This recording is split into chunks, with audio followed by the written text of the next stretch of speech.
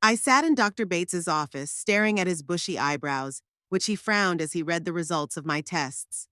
Outside the window, the typical Bristol rain was drizzling, gray and hopeless, like the news I was about to hear. "Mrs. Proudfoot, I'm sorry," he finally said, taking off his glasses. "The tests confirmed our fears. You have lung cancer, early stage." I nodded silently. Strangely, I felt almost no surprise. After 40 years of smoking and living around typewriters, it was almost natural. "What are my chances?" I asked, surprised at the calmness of my own voice. Dr. Bates began to talk about survival statistics, about modern treatments, about the importance of early diagnosis, which fortunately happened in my case. I listened half-heartedly. In my 67 years, I didn't fear death the way I might have at 40 or 50. Arthur had left 5 years ago, and since then a part of me had always been somewhere not here. "How long do I have left if I refuse treatment?" I interrupted him. He stammered, clearly not expecting such a question. "Mrs. Proudfoot, I wouldn't recommend—" "Just answer, please." "6 months to a year," he said reluctantly. "But with treatment you could—" "Thank you." I stood up, buttoning my coat. "I'll think about your recommendations." When I left the clinic, I didn't go straight home. My feet carried me to the print shop, the brainchild I'd built with Arthur almost 40 years ago. It was a small building in the industrial district of Bristol, unremarkable on the outside, but inside it was a world of paper and ink and possibility. I unlocked the door and entered the empty shop floor. Most of the staff had already dispersed, leaving only the two typesetters, who nodded at me and continued working. I walked past the new digital machines to the far corner of the room where the old printing presses were stored, my treasures, witnesses to the beginning of my journey with Arthur. I ran my hand over the cold metal of an antique crucible press. Arthur had bought it with the last of his money when we first started the business. "This old man will be our mascot," he said then. And he was right. The print shop has survived 3 economic crises, the digital revolution, and even the death of its founder. At that moment, I made a decision. If I don't have much time left, I don't want to waste it on grueling treatments with questionable results. I want to manage my last few months on my own, and the first order of business is to decide the fate of the print shop. Ironically, it was only 3 weeks ago that Sebastian Ward, the owner of a rival print shop, once again offered to buy my business. I turned him down then, as I had done 7 times in recent years. Now, the next day, I called Ward. The meeting was scheduled for the same evening in my office. Sebastian, a heavyset man in an expensive suit, couldn't hide his surprise. "Hilda, I confess I'm shocked. So many years of rejection, and suddenly, my circumstances have changed," I replied dryly. "Are you still offering 5 million?" "Of course," he stepped forward. "But I want to understand what's changed." "I'm just tired," I lied. "At my age, it's time to consider a vacation." We discussed the details of the deal. Sebastian wanted to stretch the process out over several months, but I insisted on a quick completion. "2 weeks, no more," I said firmly. "And one more condition. No one must know about the sale until the deal is finalized. Not my employees, not yours, no one." Sebastian was surprised but agreed. I knew that rumors of the sale would reach Esther and Lionel in no time, and I hadn't decided what to tell them, or whether to tell them at all. At home, I sat down in Arthur's favorite chair, which I couldn't bring myself to throw away, and pulled out an old photo album. Here we were, young and hopeful, standing at the entrance to the newly rented space for our first printing shop. Here is Arthur leaning over the printing press, his face focused. And here's little Esther and me in the shop. She was about 5 and liked to play with the scraps of colored paper that were left over after work. Somewhere around then, things started to go wrong. The printing shop demanded all our time, all our energy. Esther often stayed with a neighbor or my mother. I missed her first school concert because of a rush order. Arthur couldn't go on a field trip with the class because his car broke down, and he fixed it all night. The little betrayals piled up, and at some point, Esther just stopped expecting anything from us. Unlike me, she grew up without business acumen or ambition. She went to college after high school but dropped out before she finished. She changed a dozen jobs, never staying anywhere for long. and for almost 5 years now, she has been working as a call center operator for an insurance company, a job she hates but can't find the strength to change. She met Lionel 8 years ago in a pub. Typical loser who thinks the world owes him something. He works as a ventilation technician in shopping centers, always complaining about his bosses, his back pain, his customers, the weather, everything but his own laziness and mediocrity. I knew right away that he was no match for my daughter, but I kept quiet. By then, Esther and I had barely had a real conversation. The grandchildren are the only light in this situation. Oliver is a quiet, withdrawn boy who loves computer games. Chloe is a different story. In her, I sometimes see myself in my youth. The same determination, the same passion for the chosen cause. She is into photography and has recently started to take an interest in printing. Esther doesn't approve of this hobby. Why fill your head with outdated technology? But Chloe still comes to me to talk about the printing process, about fonts, about composition. A phone call snapped me out of my musings. It was Esther. Mom, how are you? Lionel and I want to stop by on Sunday. Would that be okay? I was surprised. They usually came to visit me once a month at most, and then on major holidays. The next holiday was still a long way off. Of course, come, I replied. Is something wrong? No, we just want to see you. I'm worried you're not like that lately. Not like this. This must be about my sudden vacation.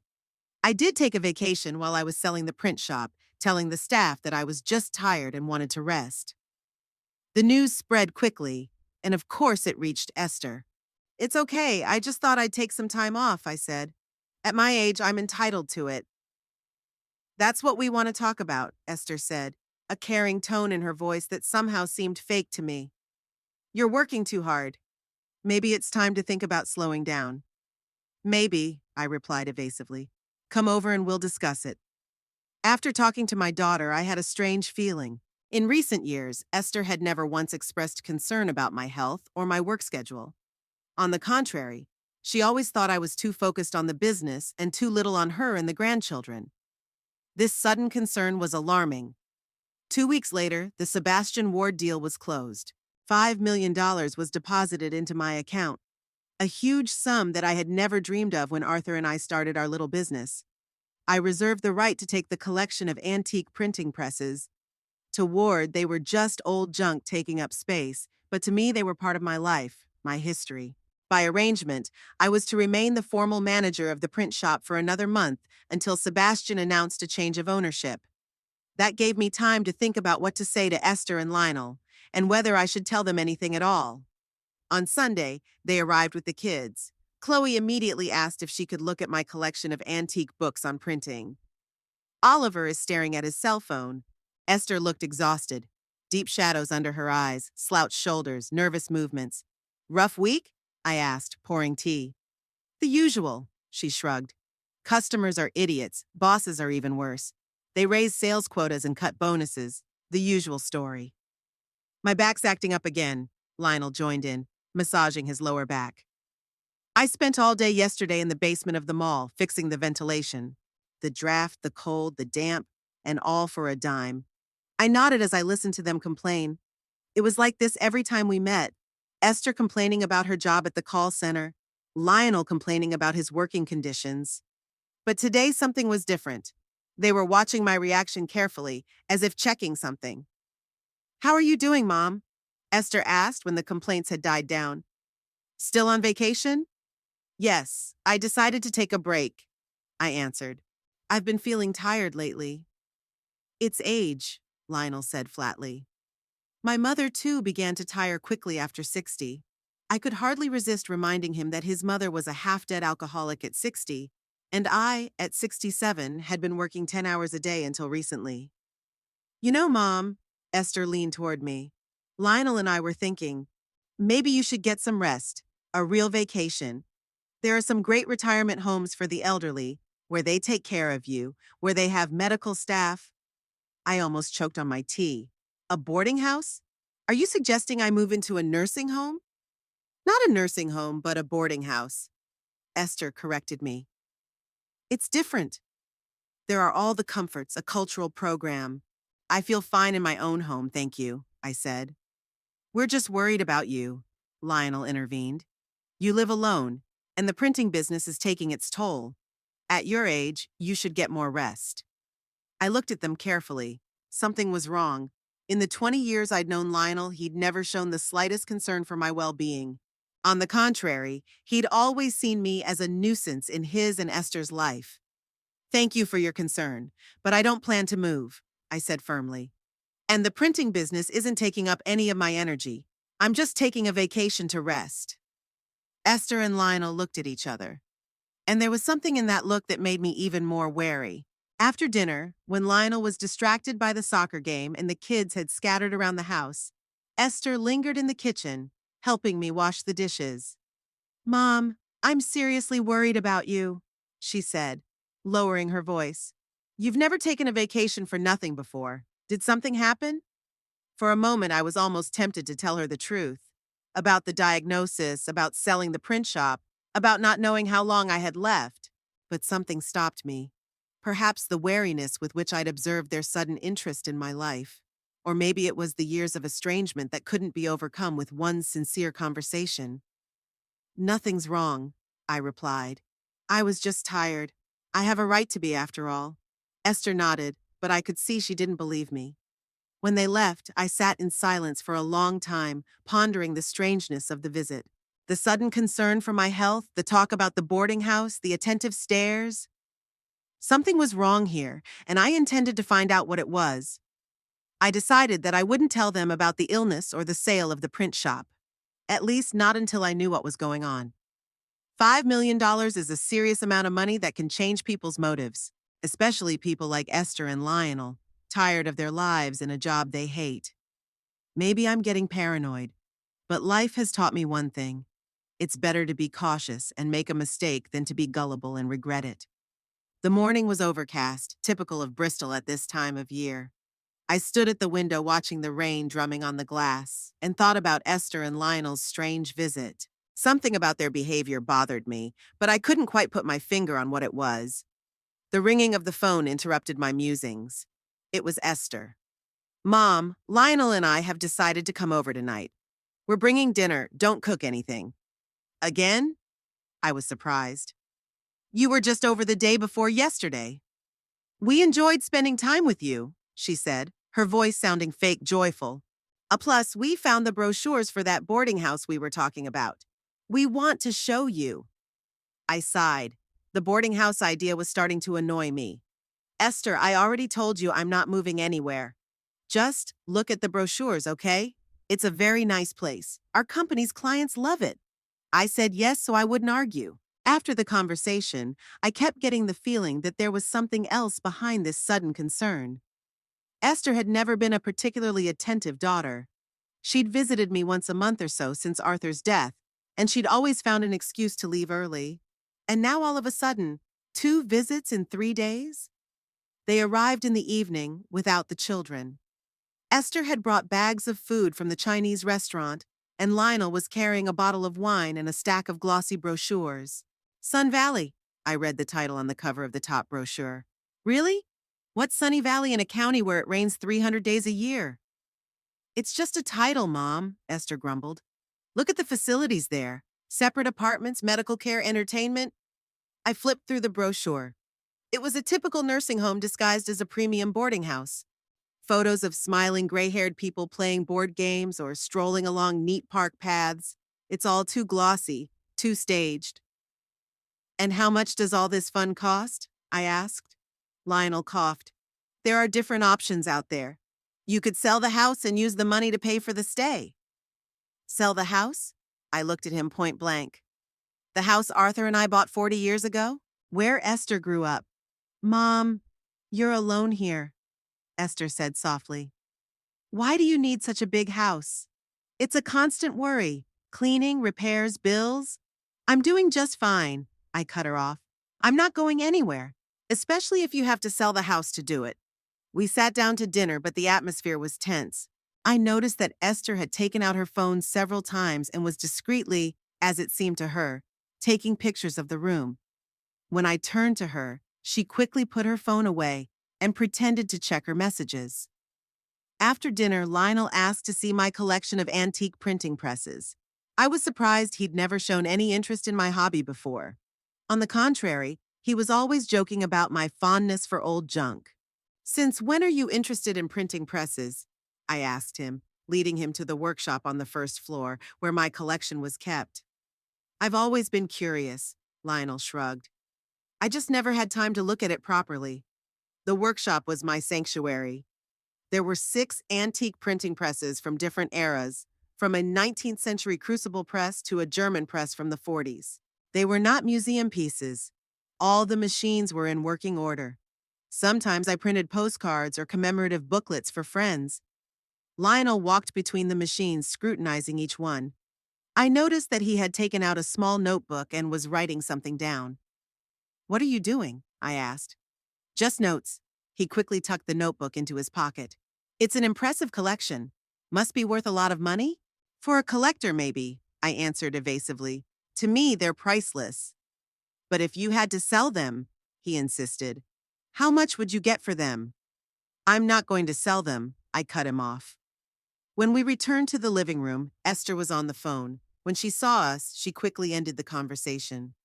"Who was that?" Lionel asked. "A colleague from work," she answered too quickly. "And she was asking about tomorrow's shift." I didn't believe her. I could tell she was hiding something. They stayed for another hour or so, going on and on about the boarding house, about how I would be happy there, how I could relax and not worry about everyday problems. When they finally left, I went back to the workshop and examined the machines carefully. Everything was in place, but the feeling that Lionel was up to something never left me. The next day I got a call from Chloe. Her call was like a breath of fresh air after her parents' strange visit. "Grandma, can I come to you? I have a school project on the history of printing, and I was wondering if you could help." "Sure, sweetie. Come by after school." Chloe arrived around 4. She was 16, but she already had an inner maturity that was uncharacteristic of her age. Tall like her father, but with my eyes, proudfoot eyes, as Arthur used to say. "So what's the project?" I asked, pouring her tea. "We're studying the history of communications," she answered, pulling a notebook out of her backpack. "And I've chosen the topic of the evolution of printing, from Gutenberg to digital printing." "That's a great topic," I smiled.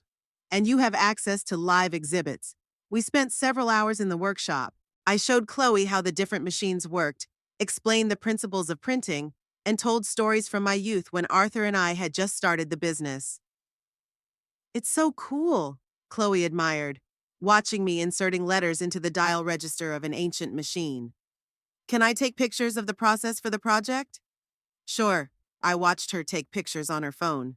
Unlike Esther, who took photos surreptitiously, Chloe was open and sincere in her interest. "Can I try it?" she asked when I finished the demonstration. "Of course." I showed her how to hold the tools correctly, how to position the lettering, how to adjust the pressure of the press. Chloe grasped everything on the fly. Her thin fingers moved confidently and accurately. "You have a natural talent," I said. "When I was your age, I was the same. I couldn't tear myself away from typewriters." "Really?" She looked up at me. "Mom never told me how you got started." "Your mom wasn't really interested in our business," I sighed. "Esther always wanted something else, even though she didn't know what it was." Chloe nodded. She seemed to know what I was talking about.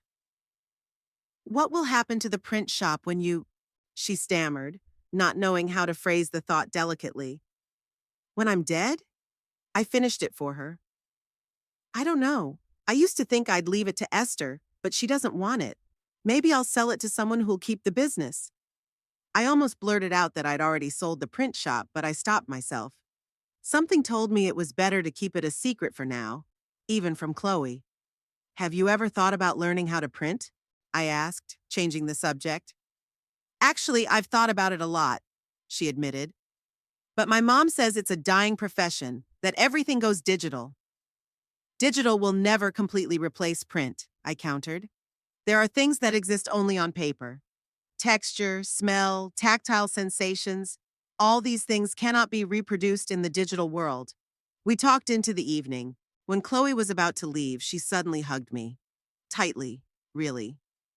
"Can I come more often?" she asked. I like learning from you. Of course, honey. I was touched. Come whenever you want. After Chloe left, I sat in the workshop for a long time, thinking about our conversation. In her, I saw an extension of myself. The same passion for printmaking, the same urge to create something tangible.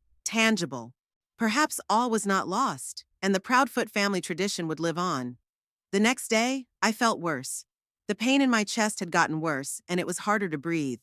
I took a painkiller, but it only partially helped. Dr. Bates warned that the symptoms would progress, but I hoped it wouldn't happen so quickly. Toward evening, when I had recovered a little, Esther called. Mom, how are you? We want to stop by tomorrow. Again? I couldn't hide my irritation. You've been to my house twice this week. What's going on, Esther? Nothing's going on, she sounded defensive. We're just worried about you. You're living alone, you took a sudden vacation. What's weird about it? What's strange is that in the 5 years since your father died, you've never shown such concern. And now suddenly you visit every 2 days and talk about the boarding house. You're not being fair, she said, tears welling up in her voice. I've always cared for you. I sighed. We both knew it wasn't true, but I didn't want to start a fight. All right, come over. But no talk about the boarding house, okay? We'll see, she answered evasively and hung up. The next day they arrived around 6 in the evening. This time they were accompanied by a woman I'd never seen before. Mom, this is Brenda, my colleague from the call center, Esther introduced her. We've been working together for 3 years. Brenda, a full woman in her 50s with dyed red hair, shook my hand. It's very nice to meet you, Mrs. Proudfoot. Esther has told me so much about you, I doubted it. Esther rarely mentioned me in conversations with coworkers. I was sure of it. We sat down in the parlor. Esther was fidgeting nervously with the hem of her blouse. Lionel kept glancing at his watch. Brenda was the most talkative of the group. What a lovely house you have, Mrs. Proudfoot, she said, looking around. So spacious, so bright, and in such a convenient neighborhood. How long have you lived here?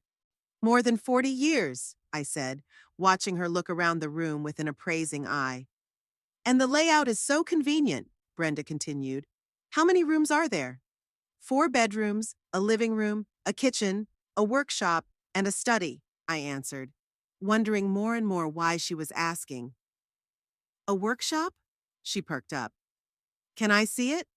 Before I could answer, Esther intervened. Brenda is interested in antiques. I told her about your collection of printing presses. You did? I looked at Brenda. How long have you been interested in antiques? Oh, all my life, she replied with an enthusiasm that seemed fake to me. Especially industrial artifacts. They have such historical value. I led them into the workshop, watching Brenda's reaction carefully. She walked between the machines, asking questions that made her look like a complete amateur in the field of printmaking. At the same time, she looked at each machine appraisingly, as if estimating its value.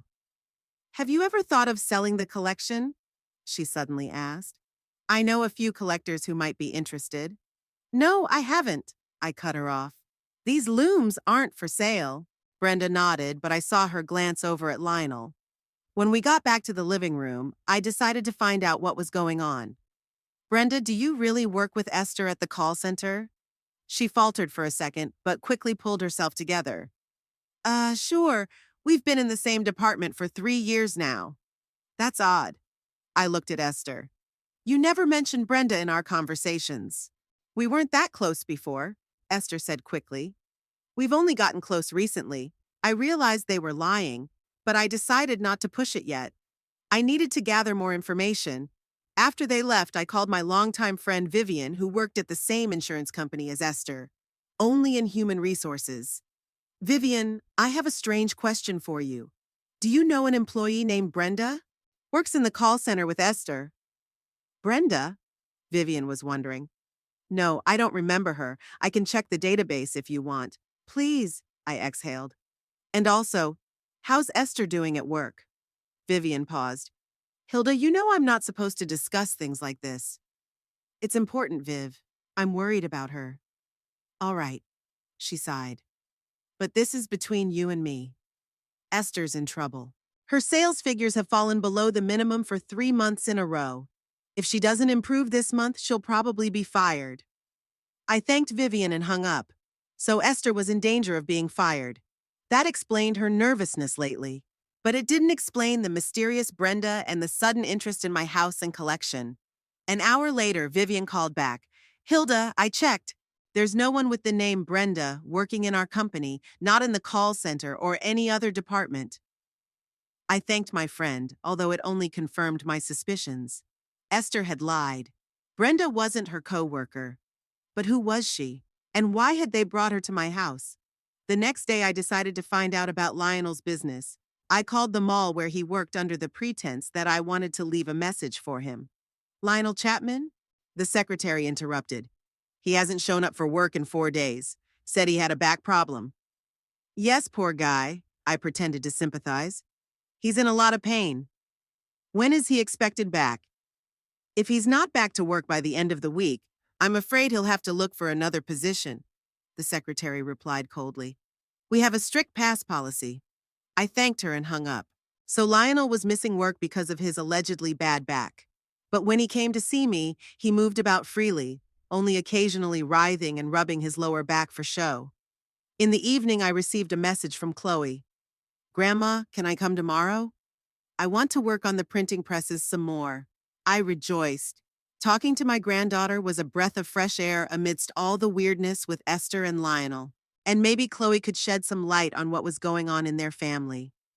The next day, Chloe came right after school. We were working in the workshop again, and I was showing her how to make prints from different surfaces. Grandma, can I ask you a question? She said when we were taking a break. Sure, honey. Do you know what's going on with Mom and Dad? They've been kind of weird lately. I looked at her closely. What do you mean, weird?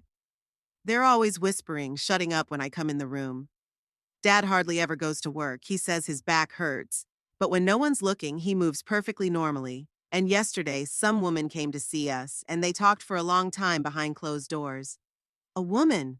What did she look like? Full with dyed red hair. I heard my mom call her Brenda. So the mysterious Brenda came to their house. Who was she? Didn't you hear what they were talking about? I asked cautiously. Chloe shook her head. No, they were talking quietly. But when this woman was leaving, I heard her say something like, Don't worry, I'll organize everything. The client is interested. Client? I frowned. What client? I don't know. Chloe shrugged. But after she left, my parents were very excited. Mom even opened a bottle of wine even though it was a weekday. I wondered. Everything pointed to the fact that Esther and Lionel were up to something, and that something had to do with my house and possibly my collection of printing presses. And the mysterious Brenda was apparently a realtor or an antiques agent. Chloe, I took my granddaughter's hand. I don't want to worry you, but I think your parents are hiding something, and it has something to do with me. I know, she said quietly. I overheard them talking about you. Dad said that an old woman can't live alone, and that it's time to step up. I felt like I'd been hit in the butt. Old woman is what Lionel called me behind my back. I think they want you to move somewhere else, Chloe continued. My mom called some boarding house yesterday, asking about vacancies. I see. I squeezed my granddaughter's hand. Thank you for telling me. Grandma, I don't want you to go somewhere. There were tears in Chloe's eyes. Who's going to teach me how to type? Don't worry, I hugged her. I'm not going anywhere. This is my home, and I'm going to stay here. When Chloe left, I sat in the studio for a long time, thinking about everything I had learned. A picture was slowly forming, and I didn't like it. Esther is in danger of being fired. Lionel is missing work. They're both desperate. And suddenly showing such interest in my house and collection. What if they were planning to sell my house? But how were they going to do that without my consent? An old woman can't live alone. It's time to act more decisively. I remembered the boarding house brochures, Esther's persistent offers, the mysterious Brenda appraising my house and collection. They wanted to send me to a nursing home. And perhaps they were preparing the ground to declare me incompetent, get custody of me, and dispose of my assets. Now I was glad I hadn't told them about the sale of the print shop and my illness. If they had known about the $5 million, their plans would surely have become even more aggressive. I had to be very careful and prepare myself for whatever my own daughter and son-in-law were plotting against me. I woke up with a feeling of heaviness in my chest. It was becoming habitual. Every morning began with a struggle to breathe. Today was worse than usual. I took a painkiller, but it barely dulled the pain. Dr. Bates had warned me it would be like this. The disease doesn't stand still, especially without treatment. I sat on the edge of the bed, trying to pull myself together for a new day. It was raining outside the window, a fine, nasty rain, like someone had hung a wet gray veil over Bristol. It suited my condition perfectly. Going down to the kitchen, I made myself a strong tea and took out the pills Dr. Bates had prescribed. They were supposed to help me breathe, but they also made me drowsy and confused. I tried to take them only as a last resort, not wanting to lose my mental clarity, especially now that I had to be on guard for Esther and Lionel's strange behavior. A phone call broke the silence of the house. It was Esther. "Mom, how are you?" Her voice sounded unusually cheerful. "Lionel and I want to stop by today. And we want you to meet our friend Patrick. He works with Lionel." "Another friend?" I couldn't hide my skepticism. "After Brenda?" "Brenda was my colleague," Esther corrected quickly. "Patrick works with Lionel. He's a ventilation system specialist." "And what attracted a ventilation specialist to my house?" I couldn't help my sarcasm. "I have an impeccable air conditioning system." "Mom, don't start." Esther's voice turned irritated. "Patrick is just a nice man, and we thought it might be good for you to expand your social circle." "Expand my social circle," I repeated slowly. "With a strange man who's fixing a vent." "You don't have to be so sarcastic," Esther snapped. "We'll be there at 6. Cook something for dinner, okay?" She hung up before I could answer. I set the cup of tea aside and sighed. First the mysterious Brenda, now some Patrick. What were they up to? The day dragged on slowly. I felt worse and worse. The pain was getting worse. My breathing was getting heavier. Finally, I gave up and took the pills the doctor had prescribed. The pills worked quickly. The pain went away, but instead I felt drowsy. I dozed off in the chair and was awakened by the doorbell. It was Esther, Lionel, and a strange man in his 50s, wearing an impeccable suit that didn't fit the image of a ventilation technician. "Mom, this is Patrick," Esther introduced him. "He's a friend of ours." "Mrs. Proudfoot, it's a pleasure." Patrick extended his hand to me. His handshake was dry and firm, like a man used to making deals. "I've heard about you from Esther and Lionel." "You have?" I stared at him. "What did they say?" "Only good things," he smiled as he went into the house. "What a wonderful house you have. It's so spacious and bright and in such a convenient neighborhood."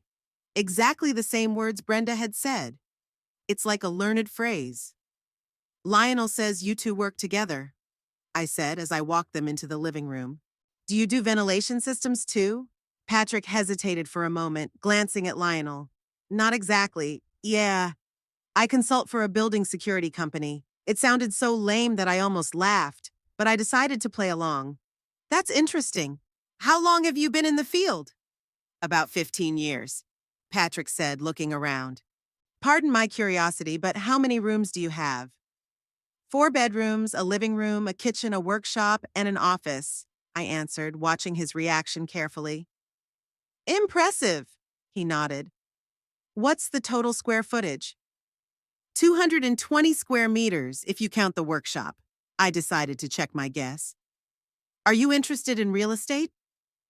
"Just curiosity," he answered quickly. "In my job, it's important to evaluate space for the proper placement of security systems." We walked to the kitchen, where I prepared dinner. As we ate, Patrick kept asking questions about the house, the age of the structure, the condition of the utilities, the neighbors. Esther and Lionel sat tense, watching my every word. "Can I see the rest of the rooms?" Patrick asked after dinner, just out of professional interest. "Sure." I decided to continue the game. "Shall we start with the workshop?" We walked into my sanctuary. Patrick stopped on the threshold, looking at the printing presses. "An impressive collection," he said, but there was no genuine admiration in his voice, only appreciation. "Are they all in working order?" "Absolutely." I walked over to the nearest machine. It's a German press from 1943. It's a rare model. There are only 3 of them in Britain. It must be worth a lot of money, Patrick said. For a collector, I confirmed. But I'm not going to sell it. It's a shame, he glanced at Lionel. I mean, it's a pity that such fine specimens can't be appreciated by the general public. They could have been the centerpiece of a museum. We walked around the house. Patrick scrutinized each room, occasionally writing something down in a small notebook, just as Lionel had done during his visit to the workshop. When the tour was over, we returned to the living room. Patrick sat down next to Esther and Lionel, forming a little conspiratorial circle across from me. Mrs. Proudfoot, your house is gorgeous, he said. But don't you think it would be too much for you to manage such a large household on your own? I can manage, I said.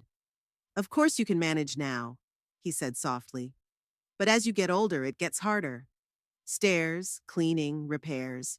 It can be a real problem. When it becomes a problem, I'll hire an au pair, I replied. Or, Patrick exchanged glances with Esther and Lionel, you might consider moving to a more comfortable place where professionals can take care of you. Talking about the boarding house again? I couldn't help but be annoyed. I already told you I'm not moving anywhere. This is my home.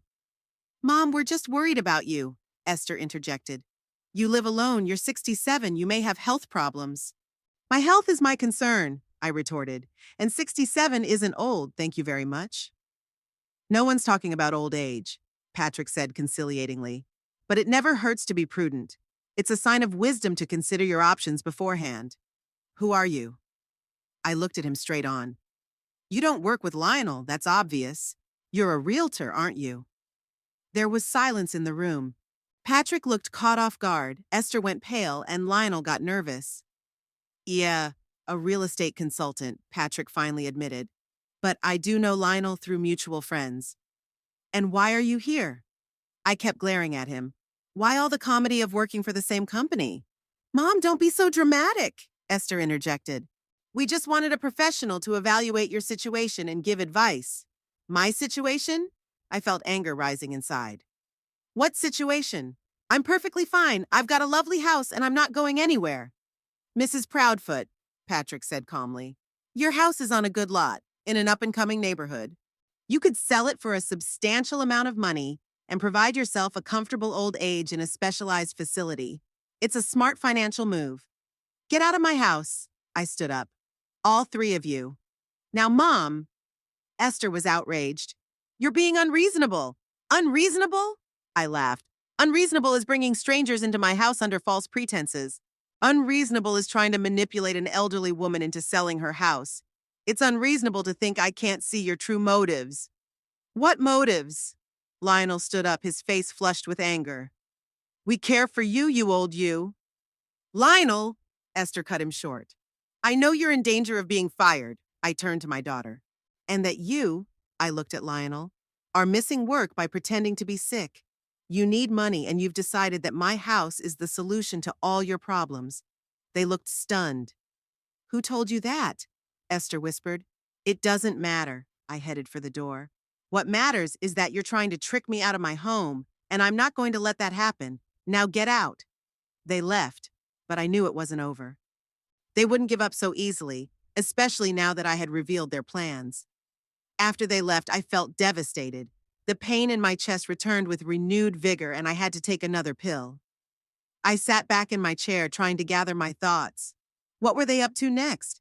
And how far were they willing to go? The next morning, I decided to clean up the kitchen. As I was throwing out the trash, I noticed a crumpled piece of paper I didn't remember. Lionel must have thrown it away before he left. I unfolded the paper and froze. It was a draft of the contract to sell the house. My house. At the top of the sheet was printed Preliminary Real Estate Purchase Agreement. Below that were the terms of the deal, the amount just over market value, and a place for the seller's signature. My signature. I sank down in my chair, stunned. They'd already prepared the contract. They planned to sell my house without my consent. But how? How were they going to get my signature? I remembered the talk about the boarding house, about how I couldn't live alone, the hints of health problems. It all made sense. They wanted to declare me incompetent, take me into guardianship, and dispose of my property in my name. That same evening, Esther called as if nothing had happened.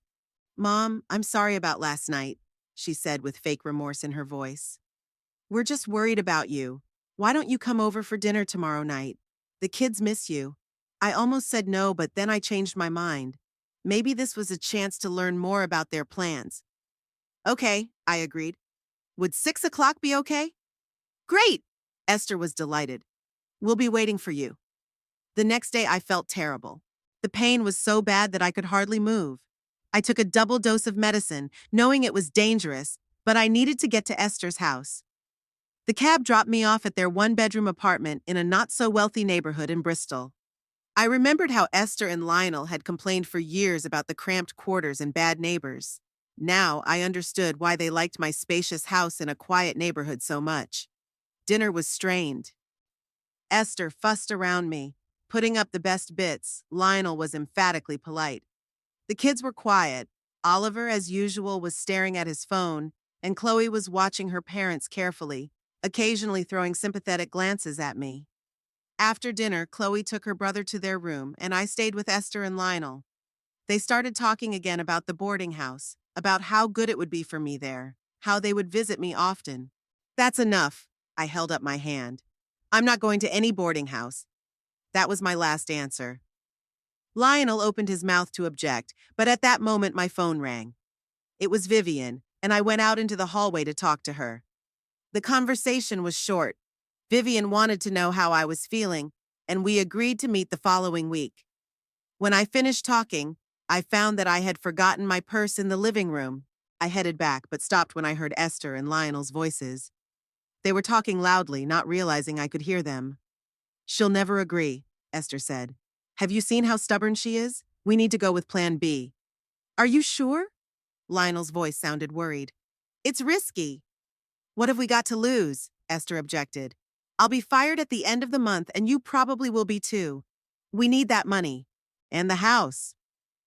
"But if she finds out—" "She won't if we do this right. Patrick says the papers will be ready by the end of the week. As soon as we get the power of attorney, we can sell the house." "What about this old thing?" Lionel asked, and I realized it was about my collection of printing presses. "Who wants it?" "Victor said he'd take it all for scrap. He'll give us £500 for it if we bring it back ourselves." "500?" Lionel whistled. "That's not much." "Better than nothing," Esther shrugged. "The main thing is to get rid of all this junk so we can clear out the workshop. We'll make a playroom for the kids." I clamped my hand over my mouth so I wouldn't give myself away.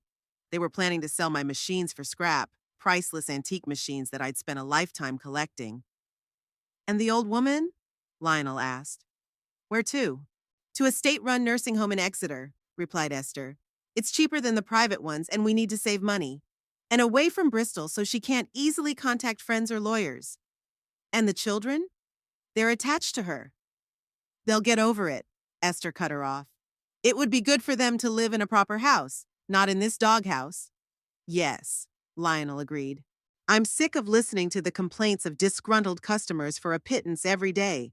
It's time to start living like a human being in a normal house." "I've been slaving in these damn ventilated basements too long," Lionel said. "Let the old woman live in the state house now. She deserved it." I felt the ground slipping from under my feet. My own daughter was planning to put me in a cheap nursing home, sell my house, and scrap my collection. All for her own comfort, for the normal life she thought she deserved. "When is Dr. Morgan coming?" Lionel asked. "Monday," replied Esther. "He'll examine her and write a report on the need for guardianship.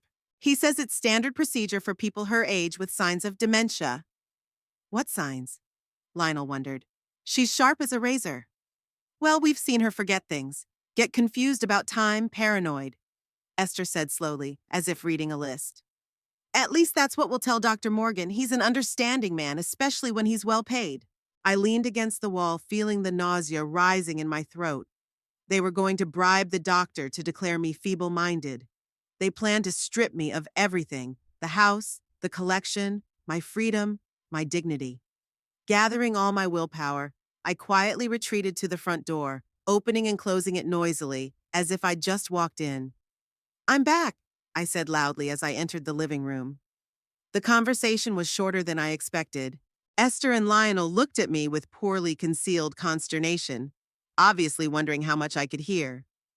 "Is everything okay, Mom?" Esther asked, smiling strainedly. "You look pale." "I'm just tired."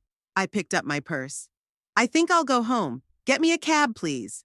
While Esther ordered a cab and Lionel fussed around, offering me tea or whiskey to boost my strength, I sat still, trying to comprehend the full extent of their betrayal. My own daughter, flesh of my flesh. The girl I'd given birth to, raised, worked hard for. She was willing to put me in a cheap nursing home just to get her hands on my property. When the cab arrived, Esther volunteered to walk me out. "Don't." I stopped her at the door. "I can manage on my own." "Are you sure, Mom?" There was a fake concern in her voice. "You really don't look well." "I'm fine," I cut her off. "I'm just tired. It happens at my age." I looked at her and didn't recognize her. When had my daughter turned into this calculating, ruthless person? Or had she always been like that and I just didn't want to see it? "Good night, Esther," I said as I got into the cab. "Good night, Mom." She waved at me, smiling. "Call me when you get home." I nodded, knowing I wouldn't call. I would never call again. On the way home, I watched the lights of Bristol go by and felt a cold rage growing inside me. They wanted a war. They'd get it. I wasn't going to give up without a fight. I had a house, a collection I loved, and $5 million in an account they didn't know about. I was up all night. Esther and Lionel's words echoed in my head. "Let the old woman live in the state house now. She deserves it." Every time I remembered that phrase, I felt a wave of anger rise inside me. Not bitterness, not resentment, pure cold anger. By morning, I had made a decision. I wasn't going to sit back and wait for them to implement their plan.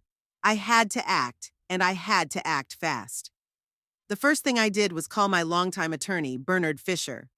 Arthur and I had worked with him for over 30 years, and I trusted him completely. "Bernard, I need your help," I said when he answered. "It's urgent and confidential." "What's wrong, Hilda?" There was alarm in his voice. "My daughter and son-in-law are planning to declare me incapacitated in order to gain control of my estate." I told him everything about Esther and Lionel's sudden concern, about the realtor, about the overheard conversation, about the plan with the bribed doctor. "This is serious," Bernard said when I had finished. "But proving malice would be difficult, especially if they had a doctor willing to testify to the need for guardianship."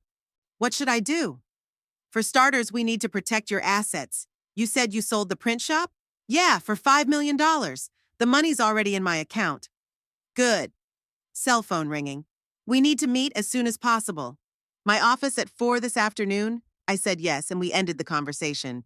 The next step was to see if Esther had already made a move. I pulled out the file folder for the house and went through each paper carefully. Everything seemed in order until I got to the recent utility bills. The last electric bill had my signature on it, but not my hand. The signature was similar, but I had never signed that document. I continued my search and found several other documents with forged signatures: a gas bill, a property tax receipt, even a letter from the bank requesting a credit history. Esther was clearly preparing the ground, practicing forging my signature on less important documents before moving on to something serious. Anxiety gripped me. How long had this been going on, and what else had she managed to sign with my name? I remembered Esther talking about her job at an insurance company call center. She processed policies, dealing with customer signatures every day. Surely she had the skills for forgery. The phone rang. It was Chloe. "Grandma, can I come to your house after school?" I could hear the concern in her voice. "Sure, honey. Is something wrong?" "I'll tell you when I get there," she said quietly and hung up. I went to Bernard's office at the appointed time. His office was in an old Victorian building in the center of Bristol, and I always felt comfortable there. Bernard, a man in his 70s with a thick gray beard and shrewd eyes, greeted me with genuine concern. "You look tired, Hilda," he said, sitting me down in a chair. "How are you feeling?" I hesitated. I hadn't told anyone about my diagnosis, but now I realized that Bernard needed to know the truth. "I have lung cancer early stage," I said. The doctor says I have 6 months to a year without treatment. Bernard froze for a moment, then nodded, accepting the information. Do you plan to get treatment? I haven't decided yet, but that's not what this is about right now. I found documents with forged signatures. I showed him the bills and receipts. Bernard studied them carefully, then shook his head. This is training. She's practicing before she forges something serious like a power of attorney or a will. What do you want me to do? For a start, we'll change your will and make clear incapacity orders, he said. We'll appoint an independent guardian unrelated to Esther and Lionel. Then we'll put the money from the sale of the print shop into a trust that they won't have access to. We spent 2 hours finalizing the paperwork. I appointed Bernard as my financial representative and medical trustee, authorizing him to make decisions on my behalf in case I couldn't do it myself. Now about the money, Bernard said. What do you want to do with it? I wondered. I had originally planned to leave most of it to Esther and the grandchildren. Now, I want to set up a trust for Chloe and Oliver, I said, but with the stipulation that they can't access the money until they're 25. And Esther?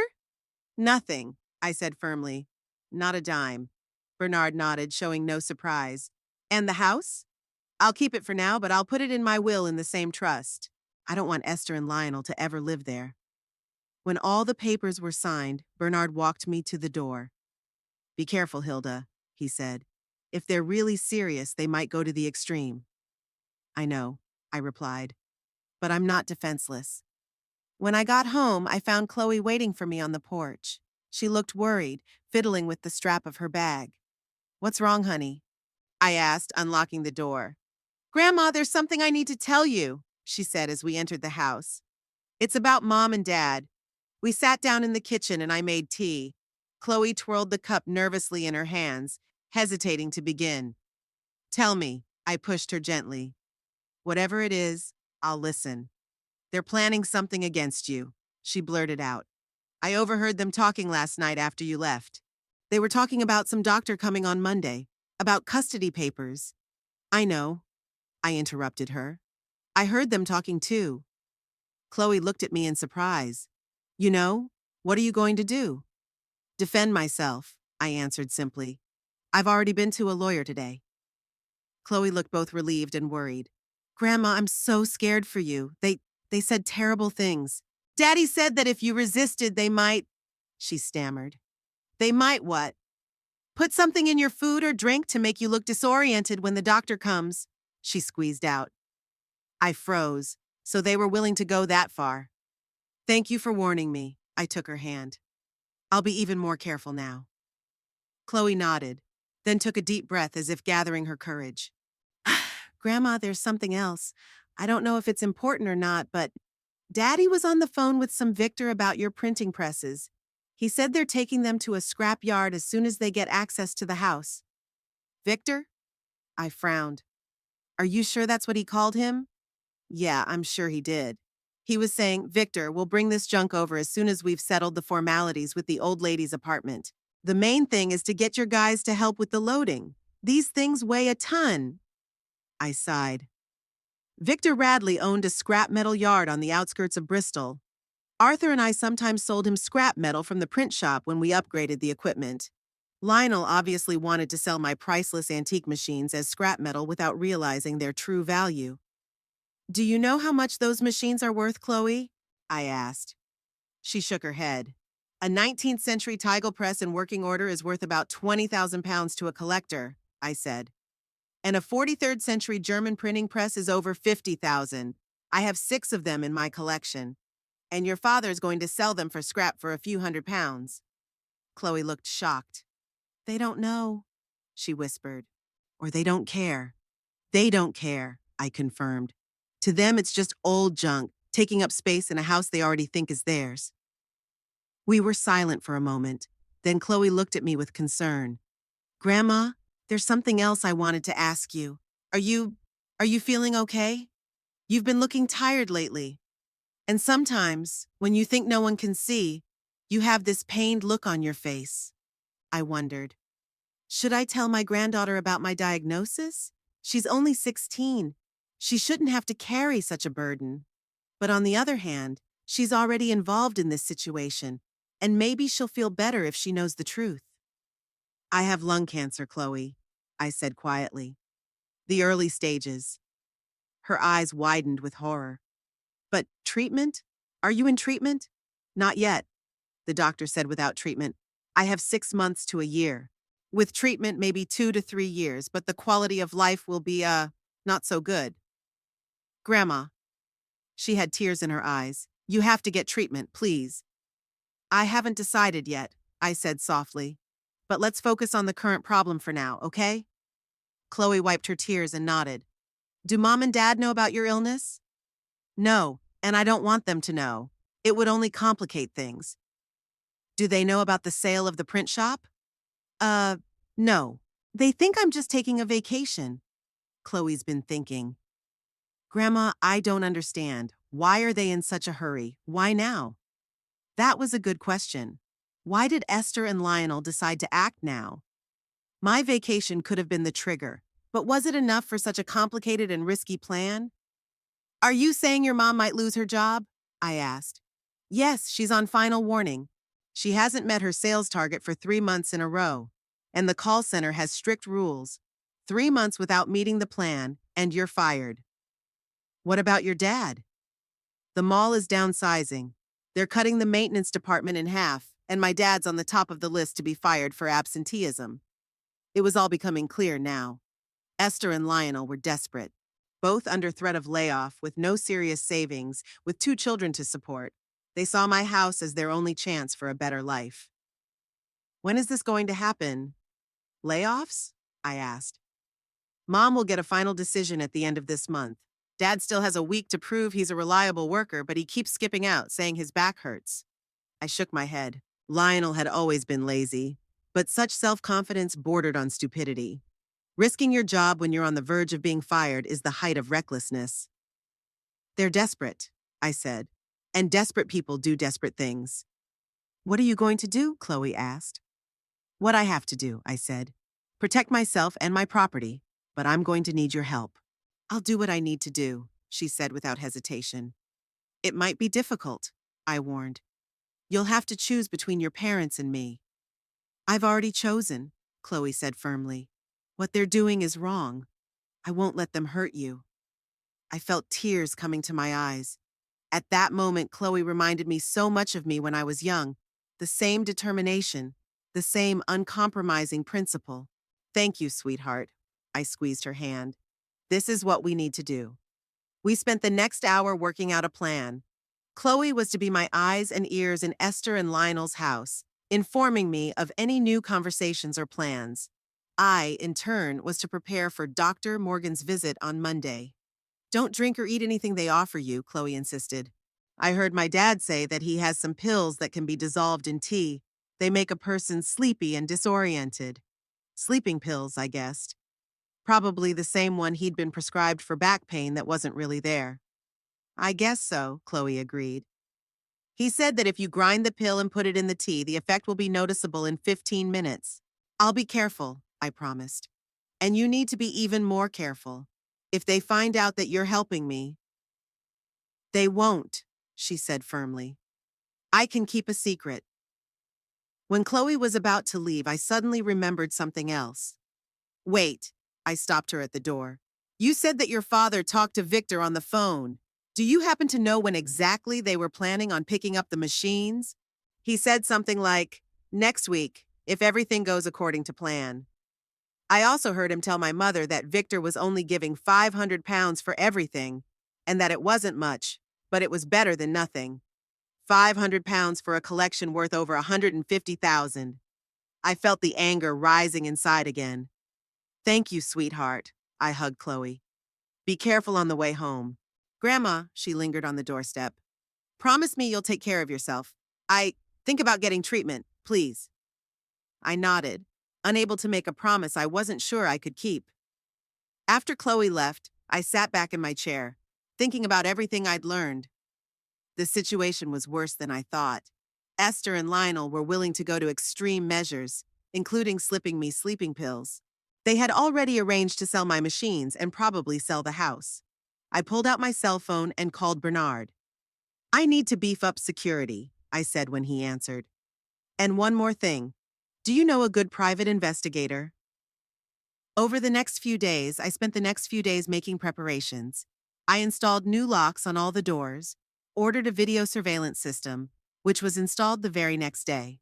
The private investigator Bernard had recommended began gathering information about Esther and Lionel, their financial situation, their contacts, and most importantly, the mysterious Dr. Morgan. His name is Robert Morgan, the detective reported over the phone. He is indeed a doctor, but his license was suspended 3 years ago for writing prescriptions for opioid drugs without a medical indication. He now moonlights as a counselor at private nursing homes and is rumored to be doing the necessary paperwork for a fee. So he's not authorized to practice? Technically, no, but that doesn't stop him from writing opinions, especially if no one checks his license. Thank you, I said. Keep watching. On Sunday, I got a call from Esther. Mom, we want to stop by tomorrow with a friend, she said without preamble. He's a doctor, a gerontologist. He just wants to talk to you. Dr. Morgan? I asked, enjoying the second pause that followed my question. Do you know him? Esther asked uncertainly. No, but I've heard about him, I said coldly. Especially about his suspended license. I don't know what you mean, Esther said quickly. Dr. Morgan is a respected professional. He just wants to make sure you're okay. I'm sure you are, I said sarcastically. Well, come on over, I'll be waiting. I hung up, feeling strangely satisfied. Now they knew I wasn't as naive as they thought. But that was only the first part of my plan. That evening, I got a call from Chloe. Grandma, they're in a panic, she whispered. Mommy and Daddy have been fighting since this morning. Dad's accusing Mom of blabbing about Dr. Morgan, and Mom's screaming that he's the one who did the damage. They don't understand how you knew. Let them wonder, I said. You okay? Yeah, but they're always checking to see if I'm eavesdropping. My mom even checked my cell phone. Be careful, I said. Don't take any chances. I won't. Grandma, what are you going to do tomorrow? Something they don't expect, I answered. Don't worry.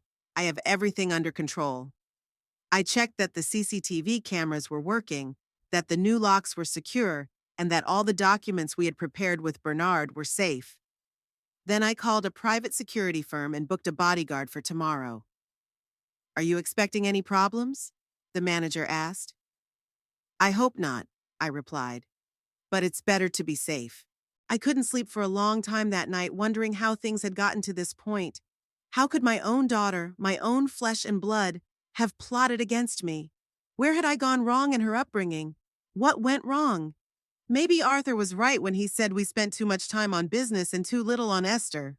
Maybe that resentment, that feeling that the business had always been more important to me than her, had grown in her over the years, turning into bitterness and envy. Or maybe it was something else. In her own failures, in her disappointments, in the realization that she hadn't achieved what she wanted out of life. In Lionel, who may have pushed her toward this decision, seeing my house as an easy path to prosperity. I didn't know the answers to those questions. I only knew that I would not let them take from me what I had built with my own hands. I would not let them humiliate me by declaring me incompetent. I wouldn't let them destroy the legacy I wanted to leave to my grandchildren. Monday morning was surprisingly clear for Bristol. Sunlight flooded my kitchen as I made coffee, thinking about the day ahead. Dr. Morgan never showed up.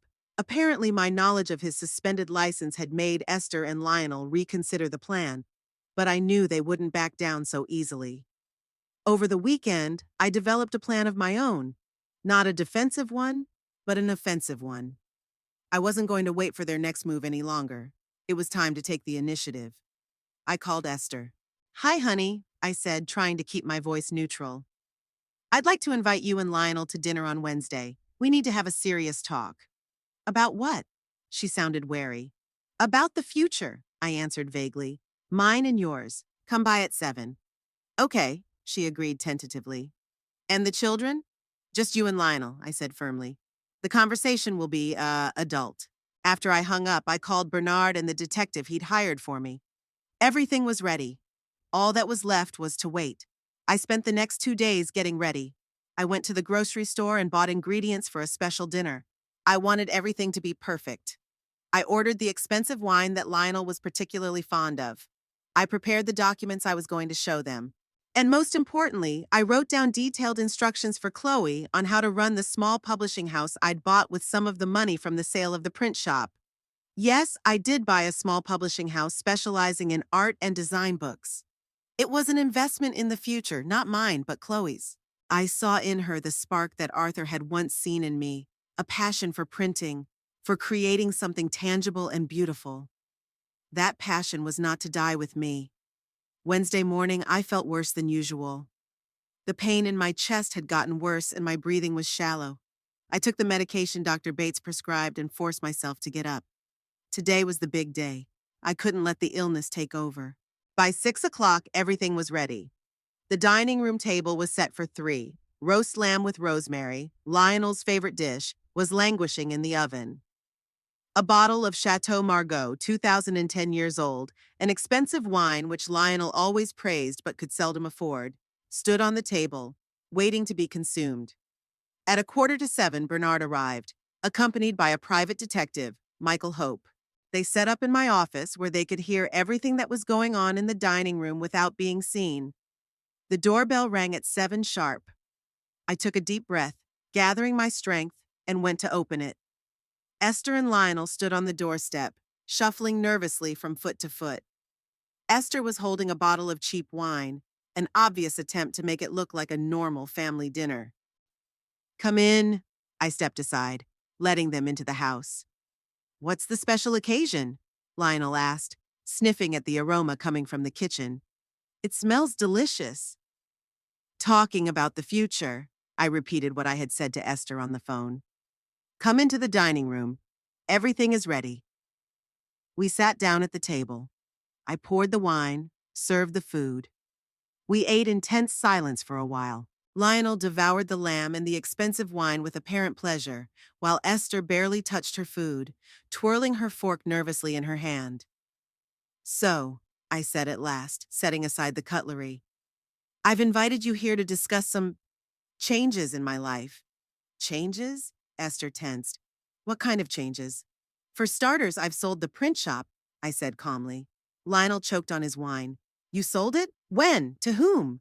"3 weeks ago, to Sebastian Ward. He's been wanting to buy it for a long time." "How much?" Lionel couldn't hide the greedy gleam in his eyes. $5 million.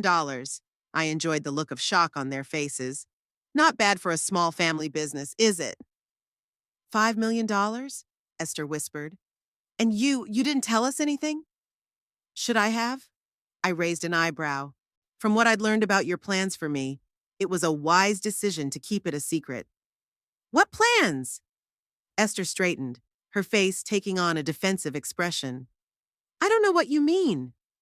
"Don't pretend, Esther." I shook my head. "I know everything. About your plan to declare me incompetent. About Dr. Morgan with a suspended license. About how you were going to sell my house and send me to a cheap nursing home in Exeter. And about how Lionel had arranged with Victor Radley to sell my collection of printing presses for scrap for a measly £500.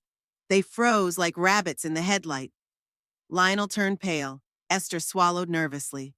It's a misunderstanding," she said at last. "We never—" "Stop lying." I pulled some documents out of the folder next to me. "Here's a draft of the deed to my house that Lionel threw in the trash. Here are the invoices with the signatures you forged. Practice for the more serious documents, right? And this," I pulled out a tape recorder, "is a recording of your conversation where you discuss how to send the old lady to the State House, sell the house, and scrap the old stuff." I turned on the tape. The room was filled with the voices of Esther and Lionel, discussing their plan in all its unpleasant details. Chloe had recorded it on her phone during one of their conversations, proof that couldn't be denied. "Turn it off!" Esther hissed, her face contorted with anger and shame. I turned off the tape and looked at them. "What do you have to say for yourself?" There was a long pause. Then Lionel suddenly laughed, a bitter, unpleasant laugh. "What is there to say?" He spread his hands. "You've got us." "Well done, old witch." "Lionel," Esther exclaimed. "What?" He turned to her. "She knows everything. What's the use of going on with this farce?" He turned to me, and in his eyes I saw pure, unconcealed hatred. Yes, we were going to sell your house and take the money. And yes, we were going to put you in a nursing home because you deserved it. Deserved it? I couldn't believe my ears. What did you do? The way you've treated Esther all these years. His voice rose. Always busy with your precious print shop, never having time for your own daughter. And then you dare to judge her for not being as successful as you. I never judged Esther for her lack of success, I said firmly. I judged her for her lack of ambition, for her willingness to go with the flow instead of fighting for a better life. It's easy to speak from the height of your success, Esther intervened, her eyes filled with tears of anger. You've always been so self-sufficient. You never needed anyone's help. And when I did, you were always too busy with your machines, your customers. You could always help us with money, Esther said quietly. All these years you've seen us struggle. You've seen me die slowly in this call center, listening to complaints and insults. You could have reached out for help, but you chose to watch us drown. This accusation struck a nerve with me. Was I really so cold and indifferent? I thought I was teaching you independence, I said after a pause. I didn't want you to grow up dependent on my help.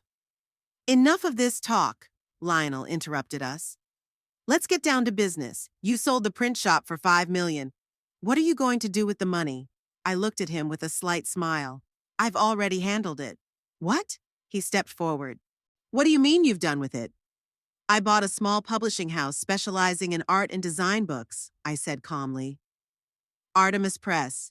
And I rewrote it to Chloe, in full. She'll own it when she turns 18. Chloe? Esther blurted out. Why Chloe and not me? I'm your daughter. Because Chloe has a genuine interest in printing, I answered. She has a talent and passion that I can see and appreciate. She'll carry on the family tradition you rejected. And the rest of the money? Lionel asked greedily. I've put the rest of the money into a trust for Oliver. He'll have access to the money when he graduates from university. And I've put the house in a life annuity. When I die, it will go into the same trust. Neither of you will ever live here. There was a heavy silence. Then Esther suddenly grabbed a plate and threw it with force against the wall. The porcelain shattered into tiny shards, and gravy ran down the wallpaper. You'll even die humiliating me, she shouted, jumping to her feet. All my life you've shown me how worthless I am compared to you. And even now, at the end, you found a way to humiliate me again. I looked at her calmly, not reacting to her outburst of anger. I'm not humiliating you, Esther, I said quietly. I just see you for who you are. What I am? She laughed a hysterical laugh. And what do you think I am? A woman who blames everyone around her for her failures instead of taking responsibility for her life, I replied. A daughter who sees her mother not as a person but as an obstacle to money and comfort. You know nothing about me, Esther shouted. You never tried to find out. You were always too busy, too important for such trifles as your daughter's interests. Maybe you're right, I sighed. Maybe I really was a bad mother. But that doesn't justify what you were planning to do. I stood up, signaling that the conversation was over. Now I'm going to ask you to leave my house, I said. And don't come back. Ever. You can't just throw us out of your life, Esther exclaimed. We're your family. You stopped being my family the moment you decided to put me in a nursing home and sell my house, I replied coldly. Go away. Lionel grabbed Esther's hand. Let's go, he said. There's nothing more to do here. They left with a loud slam of the door. I sank into the chair, suddenly feeling very old and very tired. The next day, Chloe came in. She already knew about the breakup. Esther and Lionel had made a real scene at home, yelling and blaming each other for the failure of their plan. They said I couldn't see you anymore, Chloe informed me, sitting across from me in the kitchen. But I came anyway. You're a grown girl, I said. They can't stop you from seeing your grandmother. They're mad that you signed over the publishing house to me, she continued. My mom screamed that I betrayed them, that I had deliberately gotten into your confidence. And what did you say? That I was just being honest, unlike them, Chloe said simply. And that I love you not because of money or publishing, but because you're my grandmother. I felt tears coming to my throat. And your illness? She asked quietly. Have you decided on a cure? I was silent. The thought had been on my mind since the diagnosis. Was it worth spending the last few months on a grueling treatment with questionable results? But now I had a new reason to fight. Chloe. I wanted to be able to pass on all my knowledge to her, to prepare her for the future. I made an appointment for a consultation with an oncologist next week, I said. We'll discuss treatment options. The following weeks were filled with new meaning. Every day, Chloe came to me after school, and together we learned the basics of publishing. I showed her how to work the printing presses, explained the principles of design and layout, and talked about the business side of publishing. She grasped everything on the fly, asked intelligent questions, and showed genuine interest. In her, I saw an extension of myself, but a better version without my mistakes and shortcomings. I started chemotherapy, a hard test for the body, but I was determined to fight. Not for myself, for Chloe, for the chance to pass on my knowledge and experience to her, for the chance to see her take her first steps in the publishing business. I didn't know how much time I had left, but for the first time in years, I felt at peace. I had rid myself of a toxic relationship, protected my legacy, and found a worthy successor. Whatever lay ahead of me, I would face it with an open heart and a clear mind, knowing I had done the best I could for those who truly deserved it.